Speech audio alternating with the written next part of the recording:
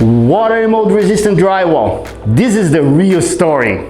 Dryce Walker here, bringing you a quick fact you may not know about drywall. After more than 30 years working in construction, I've done my fair share of drywall installations.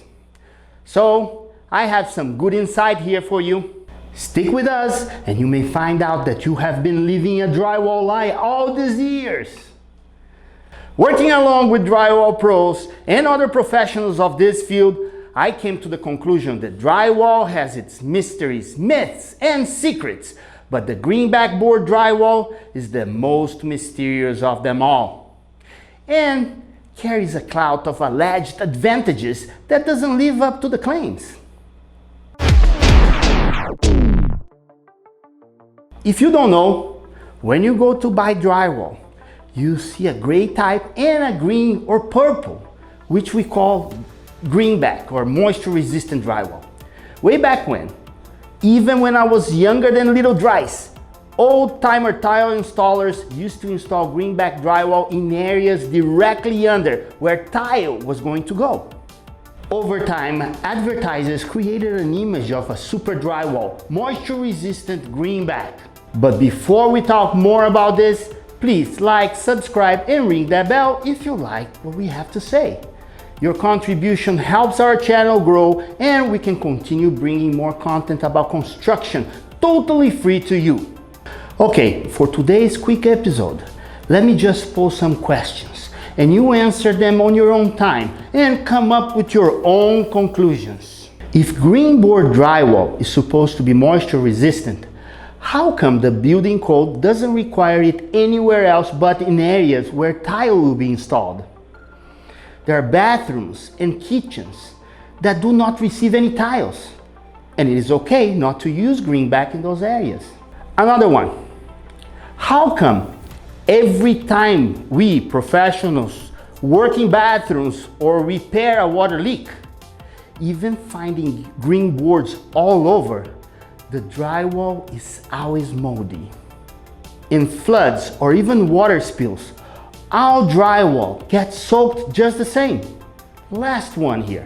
If drywall is not supposed to get wet, how come during installation we have to wet it to make the contours of walls more accentuated curves? And yes, we have to wet the drywall, spray water on it. For this one, you can pause the video and look it up. Yeah, as I suspected. You found nothing of value or just let the video roll. These questions have always been asked, and most of the real old timers explained that way back when. Greenback were a line of products designed to receive tile when there were no other options. Then a new product came along, cement boards. After sealed cement boards reinforced with fiberglass started to be sold, Greenback drywall became completely obsolete. Their substitutes performed way better and were much stronger for the use. Among them, we can mention backer board, cement rock, fiber rock, hardy backer, along many others that did not catch on. Because the manufacturers, although having much better products than Greenback drywall, they just did not spend enough money on marketing it heavily. On the other hand, drywall manufacturers kept advertising the pseudo properties of Greenback drywall, which convinced enough people to use Greenback up to this day. Can you guess the reason why?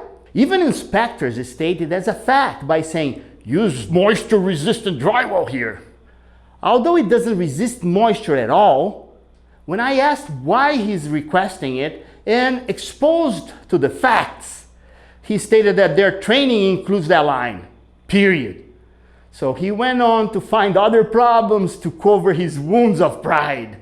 What a good marketing team can do for you, convincing a whole building and safety department of a quality that's non-existent. In Greenback defense, they spray something on it that makes the paper smoother. It must be the green dye, but that dye is not worth the price. If you are going to paint it, use regular drywall, seal it well, and explain to the inspector that you don't believe the hype. Good luck with that. Inspectors are about ego.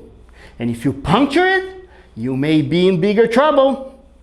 Think about it before you do it, or just don't.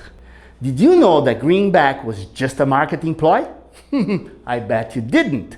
Do you know more than we haven't mentioned here? Do you disagree? Let us know in the comments.